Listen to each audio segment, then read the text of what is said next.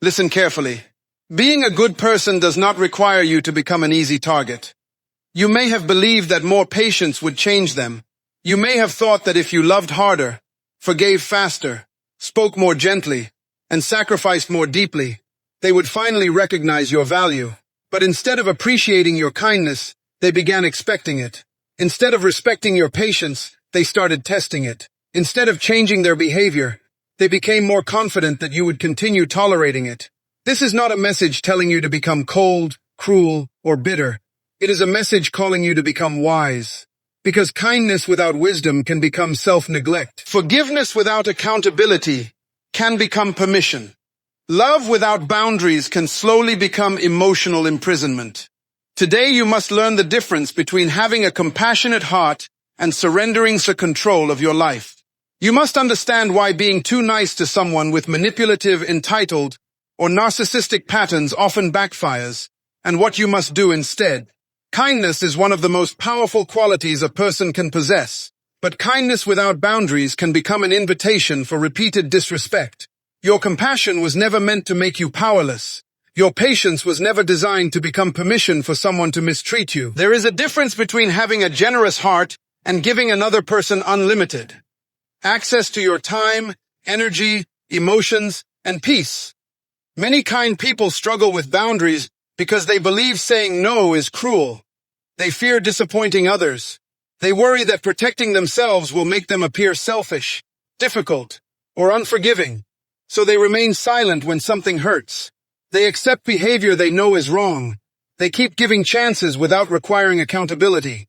They hope that their kindness will eventually inspire the other person to change. But kindness alone does not transform someone who refuses to examine their behavior. When a person displays manipulative, entitled, or strongly self-centered patterns, they may not interpret your endless patience as love. They may interpret it as weakness. They may begin to believe that no matter what they say or do, you will remain available. Every time they cross a line and experience no meaningful consequence, the line becomes easier to cross again. This is how unhealthy behavior grows. It rarely begins with the greatest violation. It often begins with something small, a disrespectful comment, a broken promise, an attempt to control your decision, or an unreasonable demand. You feel uncomfortable, but you say nothing because you want to keep the peace. The behavior happens again. Once more, you excuse it. Slowly, the other person learns that your discomfort will not change your availability. You may verbally say, "Please do not speak to me that way," but when you continue the conversation after the insults begin, your actions weaken your words. You may say, "I cannot keep solving these problems for you," but when guilt causes you to rescue them again, the pattern remains unchanged. You may say, "This is the last time," but when there is always another last time, your boundary becomes a suggestion instead of a standard. People do not only learn from what you say, they learn from what you repeatedly allow. This does not mean you are responsible for another person's harmful behavior. Their choices belong to them. However, you are responsible for deciding how much access they continue to receive. You may not control what they do, but you can control what you participate in. You cannot force them to respect you, but you can remove yourself from conversations where disrespect is present. You cannot force them to become honest, but you can stop trusting words that are repeatedly contradicted by actions. A boundary is not an attempt to control someone else. It is a decision about your own behavior. You are not saying, "You must change because I demand it." You are saying, "If this behavior continues, I will respond differently." That response might mean ending the conversation, declining a request, limiting contact, seeking support, or stepping away from the relationship when necessary. The power of a boundary is not found in how loudly it is announced. Its power is found in how consistently it is honored. You must understand that boundaries do not destroy healthy relationships. They reveal whether the relationship was healthy in the first place. A mature person may not enjoy every boundary you establish, but they can respect your right to have one. A manipulative person often reacts differently. They may accuse you of changing. They may call you selfish. They may use guilt, anger, silence, blame, or emotional pressure to make you return to your former behavior. Do not confuse their resistance with proof that your boundary is wrong. Sometimes people become uncomfortable because they are losing privileges they should never have possessed. They were comfortable when you never questioned them. They were comfortable when your fear of conflict made you surrender. They were comfortable when you carried responsibilities that belonged to them. Your growth may feel like rejection to someone who benefited from your lack of limits. But your purpose is not to remain emotionally exhausted so that another person can remain comfortable. Kindness must be connected to wisdom. You can listen without accepting abuse. You can forgive without restoring full access. You can understand someone's pain without becoming responsible for fixing their entire life. You can care about them while refusing to participate in destructive patterns. This is not hatred. This is maturity. True kindness includes honesty. It tells the truth even when the truth is uncomfortable. It refuses to support behavior that damages both people. It understands that constantly rescuing someone may prevent them from learning responsibility. It recognizes that protecting a person from every consequence is not always compassion. Sometimes it is cooperation with dysfunction. You do not need to become cold. You need to become clear. Let your kindness have structure. Let your generosity have discernment. Let your forgiveness be accompanied by wisdom. Stop believing that love requires you to tolerate everything. Love without truth becomes confusion. Patience without limits becomes self-neglect. Compassion without accountability becomes permission. Your heart is valuable. Your peace is valuable. Your time is valuable. Give them wisely. From this moment forward, do not measure your goodness by how much mistreatment you can endure. Measure it by how honestly you live, how responsibly you love, and how courageously you protect what has been entrusted to you. Remain kind, but never again allow your kindness to become the doorway through which disrespect repeatedly enters your life. Forgiveness is one of the most powerful decisions you can make. But forgiveness must never be confused with permission. Forgiveness releases your heart from bitterness. It does not require you to remain available for repeated mistreatment. You can forgive someone and still change the level of access they have to your life. You can release anger and still require accountability. You can wish someone well and still recognize that their behavior is unhealthy, disrespectful, or damaging. Many kind people misunderstand forgiveness. They believe that if they truly forgive, they must immediately restore the relationship to the way it was before. They think forgiveness means forgetting the lesson, removing every consequence, trusting again without evidence, and acting as though nothing happened. But this approach does not create healing. It often creates another opportunity for the same harmful pattern to continue. When someone apologizes but repeatedly returns to the same behavior, the issue is no longer a simple mistake. It has become a pattern. A mistake may happen once because of poor judgment. A pattern continues because the person has learned that the behavior carries no meaningful consequence. They may apologize when they fear losing you, behave differently for a few days, and then return to the same disrespect once they feel secure again. This is why you must learn to observe behavior over time. Do not measure change by tears, promises, dramatic speeches, gifts, or temporary kindness. Measure change by consistency. Real change does not appear only when a relationship is about to end. Real change continues after the tension has passed. It accepts responsibility without excuses. It respects boundaries without punishment. It makes corrections without demanding immediate trust in return. Forgiveness is something you can choose internally, but reconciliation requires cooperation. Reconciliation cannot be created by one person. It requires honesty from both sides, accountability from both sides, respect from both sides, and a sincere commitment to change. You may be ready to forgive, but that does not automatically mean the relationship is ready to be restored. You must ask yourself an important question. Has the person truly changed, or have they simply become uncomfortable with the consequences of their behavior? There is a difference. Some people do not regret hurting you. They regret losing access to you. They do not miss the relationship as much as they miss the benefits they received from your kindness, patience, support, and availability. When they notice that you are pulling away, they may become unusually affectionate. They may make promises they never made before. They may tell you everything you have been waiting to hear, but words spoken during a crisis must be tested through time. Do not allow one emotional conversation to erase months or years of repeated behavior. Listen carefully, but observe patiently. You do not have to make an immediate decision because someone is pressuring you. You are allowed to take time. You are allowed to watch whether their actions support their promises.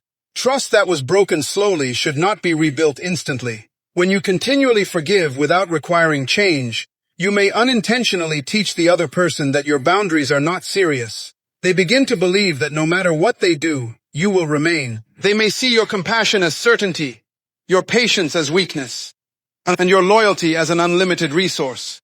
This does not mean your kindness caused their behavior. Their choices belong to them. However, your response determines whether you will continue participating in the cycle. You are not responsible for controlling another person, but you are responsible for deciding what you will tolerate. You cannot force someone to become honest, but you can refuse to build your life upon repeated lies. You cannot force someone to value you, but you can stop giving unlimited access to someone who consistently devalues you. You cannot force someone to change, but you can change your position. Sometimes the consequence of repeated disrespect must be distance. Sometimes the consequence of broken trust must be reduced access. Sometimes the consequence of manipulation must be the end of the conversation. Consequences are not revenge. They are the natural result of choices. A healthy boundary says, I forgive you, but I will not pretend this did not happen. I care about you, but I will not continue accepting this behavior. I release resentment, but trust must be rebuilt through consistent action. This is not cruelty. This is maturity. Do not let anyone use your compassion against you by telling you that forgiveness means returning to the same conditions. You can forgive while protecting your peace. You can release hatred while retaining wisdom. You can move forward without carrying anger, but you must carry the lesson. Forgiveness cleans your heart. Accountability protects your future. You need both. You were not given a compassionate heart so that others could repeatedly misuse it. Your forgiveness is valuable. Your trust is valuable. Your presence is valuable. Give them wisely. Let your forgiveness free you from the past, but let your standards prevent the past from becoming your future. One of the most exhausting habits in an unhealthy relationship is constantly explaining yourself to someone who has already decided not to understand you. You believe that if you choose better words, provide more details, speak more gently, or repeat your reasons one more time, the other person will finally recognize your point of view. But when someone is committed to control rather than understanding, your explanations may not solve the conflict. They may simply give that person more information to challenge, distort, or use against you. Healthy communication requires two people who are willing to listen honestly. It requires curiosity, respect, and a desire to reach clarity. But manipulative communication works differently. The conversation is not always about discovering the truth. Sometimes it is about keeping you emotionally occupied until you become tired, confused, or guilty enough to surrender your position. You may begin with one simple statement. I cannot do that today. Instead of respecting your answer, the person demands a reason. You explain that you are tired. They accuse you of being selfish. You explain that you have responsibilities. They criticize your priorities. You explain that you have already helped many times. They remind you of one occasion when they helped you. Before long, the conversation is no longer about your decision. It has become a trial in which you are expected to prove that you have the right to say no. You do not need to place your boundaries on trial. A boundary is not a request for permission. It is a clear statement about what you will accept, what you will participate in, and what you will do when certain behavior occurs. You can communicate it respectfully, but you do not need to defend it endlessly. There is a difference between explaining and over-explaining. Explaining offers necessary information to a reasonable person. Over-explaining occurs when you keep adding details because you are afraid that your first answer will not be accepted. It often comes from a fear of conflict, rejection, anger, or being viewed as a bad person. You may believe that enough detail will protect you from criticism, but a person determined to criticize you can always find a new angle. Every additional sentence becomes another doorway into an argument. Every personal detail becomes another subject they can question. Every emotional confession becomes something they may later use to create guilt. This does not mean you should become secretive, cold, or unwilling to communicate. It means you must learn to recognize when communication has stopped being productive. A respectful conversation creates greater clarity. A manipulative conversation creates greater confusion. A respectful person may disagree with your decision, but they still acknowledge your right to make it. A controlling person treats your independence as an offense. Your power begins when you stop believing that everyone must agree with your boundary before you are allowed to enforce it. You can say, I am not comfortable with that. You can say, that does not work for me. You can say, I have already answered. You can say, I will not continue this conversation while I am being insulted. You can say, my decision is final. These statements are not cruel. They are clear. Clarity may feel uncomfortable when you are accustomed to explaining every choice, but discomfort does not mean disrespect. Sometimes it means you are learning to stand without begging for approval. You must also understand that silence can be a form of emotional discipline. Silence does not always mean weakness. Sometimes it means you recognize that nothing constructive will come from repeating yourself. You have stated your position. The other person has heard it. Continuing the argument will not create understanding. It will only consume your energy. Do not confuse responding with resolving. You can respond to every accusation and still resolve nothing. You can answer every question and still be misunderstood. You can defend your character for hours and still be blamed by someone who benefits from blaming. Your responsibility is to communicate honestly. It is not your responsibility to force another person to interpret your honesty fairly. When you stop over-explaining, the other person may intensify the pressure. They may accuse you of hiding something, becoming distant, acting arrogant, or refusing to communicate. Remain calm. You are not refusing healthy communication.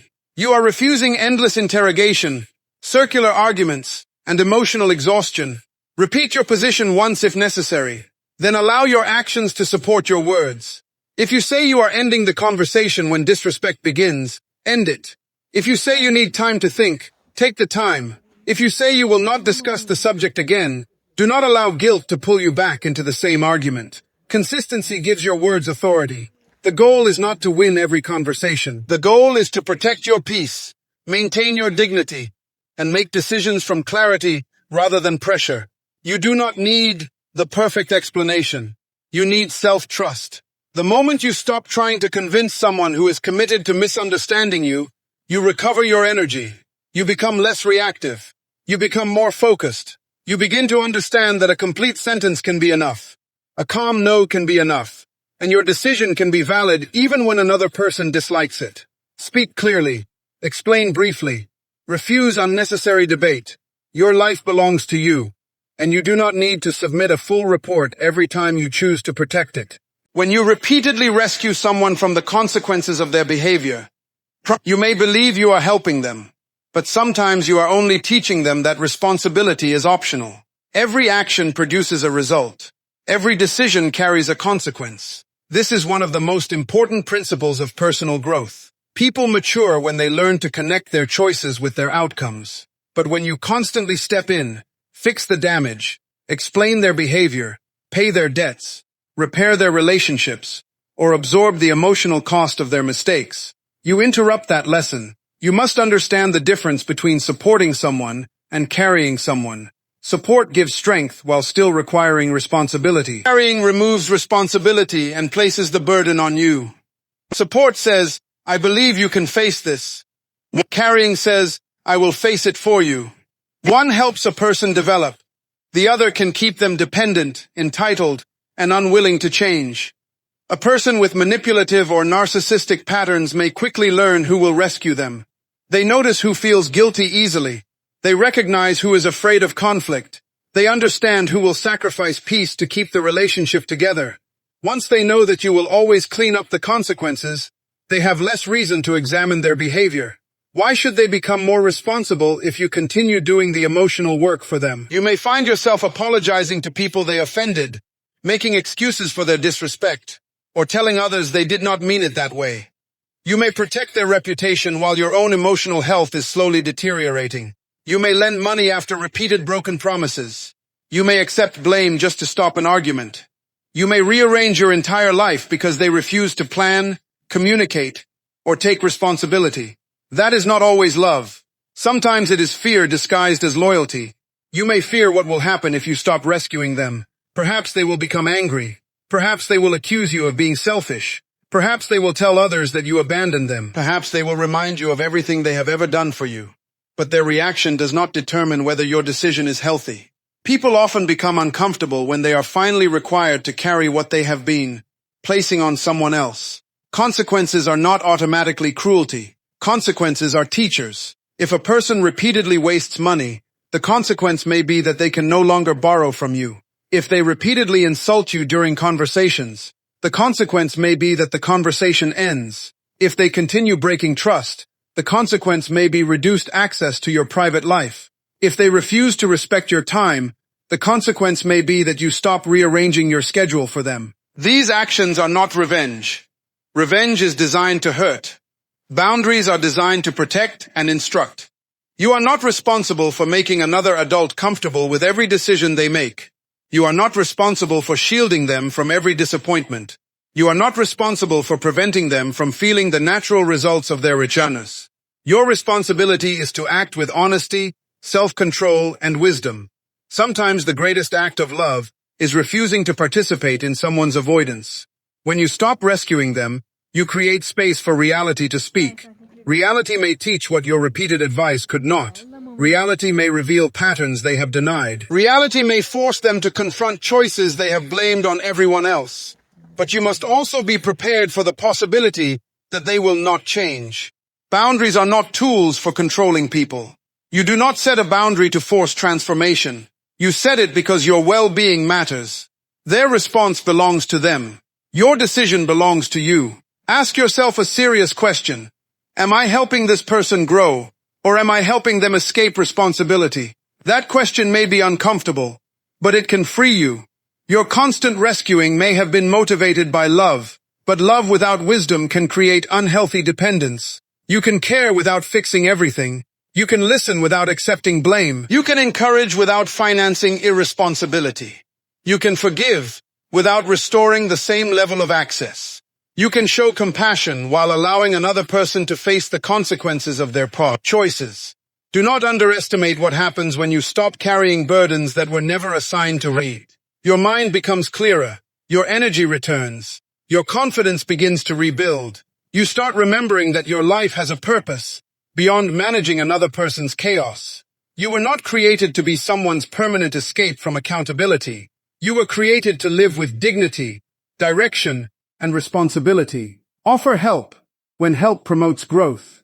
Offer support when support encourages maturity. But never make yourself the shield that protects someone from every lesson life is trying to teach them. Let people carry their choices. Let consequences complete their work. And let your kindness become strong enough to say, I care about you, but I will no longer take responsibility for what you refuse to change. Your desire for peace can become dangerous when it teaches you to tolerate emotional disorder. Many kind people believe that keeping the peace means staying quiet, avoiding difficult conversations, accepting disrespect, and pretending that everything is fine. They do not want arguments. They do not want tension. They do not want to be seen as difficult. So they swallow their feelings, excuse harmful behavior, and continue smiling while something inside them is slowly breaking. But silence is not always peace. Sometimes silence is fear. Sometimes it is exhaustion. Sometimes it is the result of knowing that whenever you speak honestly, the conversation will be turned against you.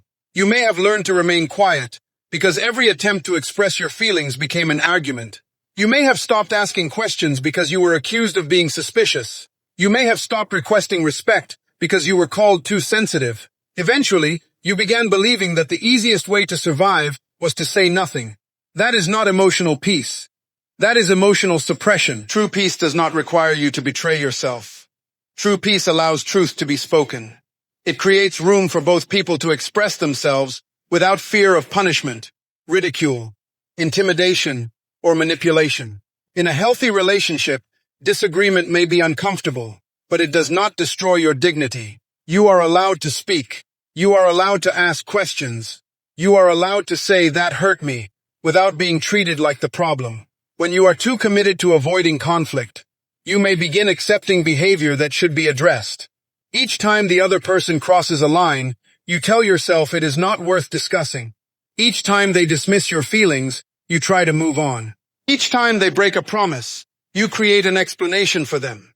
You think you are preventing a fight, but what you may actually be doing is teaching them that your boundaries are negotiable. What you refuse to confront will often continue. Avoiding a difficult conversation does not remove the problem. It simply delays the moment when the accumulated pain becomes too heavy to carry. Resentment grows quietly. Confusion grows quietly. Emotional distance grows quietly. From the outside, the relationship may appear calm, but underneath that calm is a person who no longer feels safe enough to be honest. You must understand the difference between peacekeeping and peacemaking. Peacekeeping often says, "I will do anything to stop the tension." Peacemaking says, "We must address the truth so that real peace can exist." Peacekeeping sacrifices honesty for temporary comfort. Peacemaking requires courage, accountability, and change. Temporary calm can be purchased by your silence, but genuine peace must be built through mutual respect. Someone with narcissistic or controlling patterns may benefit from your fear of conflict. They may recognize that you will apologize just to end the argument. They may know that if they become angry enough, you will withdraw your boundary. They may use silence, blame, guilt, or emotional pressure until you surrender. Over time, they learn that creating discomfort is an effective way to control your decisions. This is why you must stop allowing another person's most reaction to determine whether your boundary is valid. A person may become upset when you say no. That does not automatically mean you are wrong. They may accuse you of being selfish when you protect your time. That does not make your decision selfish. They may say you have changed because you no longer accept the treatment you once tolerated. Perhaps you have changed. Perhaps you have finally learned that peace without self-respect is too expensive. You are not responsible for preventing every uncomfortable emotion another person experiences. Adults must learn to manage disappointment, frustration, and disagreement. Your job is not to make sure no one is ever unhappy with you. Your job is to behave with honesty, respect, and responsibility. There will be moments when telling the truth creates tension. There will be moments when establishing a boundary produces resistance. There will be moments when choosing yourself disappoints someone who expected constant access to you. Do not confuse that tension with failure. Sometimes tension is the sound of an unhealthy pattern losing its power. You must become comfortable with temporary discomfort if you want lasting peace. This does not mean becoming aggressive. It does not mean shouting, insulting, or trying to dominate the other person. Strength is not measured by volume. You can speak calmly and still be firm. You can refuse disrespect without becoming disrespectful. You can end a conversation without attacking anyone. You can say, "I am willing to discuss this when we can speak respectfully," and then remove yourself. That is not avoidance. That is disciplined engagement. You are choosing not to participate in chaos. Pay attention to how your body responds around certain people. Do you constantly feel tense? Do you rehearse every sentence before speaking? Do you feel relief when they leave the room? Are you always trying to predict their mood? Do you hide harmless information because you fear their reaction? These may be signs that what you call peace is actually emotional vigilance. You should not have to live like a prisoner measuring every word. Healthy relationships do not require perfection, but they should allow safety, accountability, and repair. When harm occurs, both people should be able to discuss it. Apologies should be followed by changed behavior. Boundaries should be respected rather than treated as personal attacks. Your feelings should not always be dismissed while the other person's feelings control the entire atmosphere. Stop being proud of how much emotional disorder you can endure. Endurance is not always strength. Sometimes strength is recognizing that a situation must change. Sometimes strength is asking for help. Sometimes strength is creating distance. Sometimes strength is admitting that your desire to preserve the relationship has caused you to lose connection with yourself. You deserve peace that does not require pretending. You deserve peace that does not depend on someone else being pleased with you. You deserve peace that remains even after you speak honestly. So stop sacrificing truth for temporary calm. Stop calling silence harmony when your heart is full of fear. Stop accepting emotional confusion merely because confrontation feels uncomfortable. Stand calmly. Speak clearly. Protect your dignity. Real peace begins when you no longer abandon yourself to avoid upsetting someone else. Self-respect must guide your kindness, because kindness without self-respect eventually becomes self-abandonment. You can care deeply about another person and still refuse to accept behavior that damages your dignity, confidence, and emotional stability. You can be compassionate without becoming endlessly available. You can understand someone's struggles without making their struggles an excuse for how they mistreat you. Mature kindness does not require you to disappear so another person can remain comfortable. Many kind-hearted people believe that setting limits will make them look selfish. They fear being called cold, difficult, unforgiving, or insensitive. Because of this fear, they continue saying yes when everything inside them is saying no. They keep answering calls that leave them emotionally exhausted. They keep reopening doors that have repeatedly led to pain. They continue offering loyalty to people who treat loyalty as something they are entitled to, receive rather than something they must value. But self-respect asks a different question. It does not only ask, how does this person feel? It also asks, what is this relationship doing to me? It asks whether you are becoming stronger, wiser, and more peaceful, or whether you are constantly anxious, confused, guilty, and emotionally drained. It asks whether your kindness is producing mutual growth or simply allowing another person to avoid responsibility. You must understand that your needs matter too. Your feelings are not obstacles that must be pushed aside to keep someone else happy. Your boundaries are not acts of aggression. Your emotional well-being is not less important because another person becomes upset when you protect it. Someone's disappointment does not automatically mean that you have done something wrong. Sometimes people become angry when you establish boundaries because they were benefiting from your lack of boundaries. They were comfortable when you always answered immediately. They were comfortable when you accepted blame to end the argument. They were comfortable when you forgave without requiring change. They were comfortable when your fear of losing them was greater than your commitment to protecting yourself. When you begin respecting yourself, those dynamics change. You stop negotiating your dignity. You stop explaining the same boundary 10 different ways. You stop allowing guilt to control your choices. You begin recognizing that people who truly care about you may not always agree with your limits, but they will make an effort to respect them. Self-respect does not mean becoming arrogant. It does not mean believing you are better than anyone else. It means recognizing that you are responsible for how you allow people to participate in your sphere. It means understanding that access to you should be connected to trust, honesty, and accountability. It means you no longer offer unlimited closeness to someone who repeatedly uses that closeness to harm you. You can say, I care about you, but I will not continue this conversation while I am being insulted. You can say, I forgive you, but trust must be rebuilt through consistent behavior. You can say, I understand that you are upset, but I will not change my decision because of pressure. These statements are not cruel. They are clear, and clarity is one of the strongest expressions of self-respect. You must also stop believing that love requires endless sacrifice. Healthy relationships involve sacrifice from both sides, but they should not require one person to continuously lose peace, identity, confidence, and purpose. When only one person is always adjusting, apologizing, understanding, waiting, and carrying the emotional burden, that is not balance. That is depletion. Your life has value beyond the role you play in someone else's story.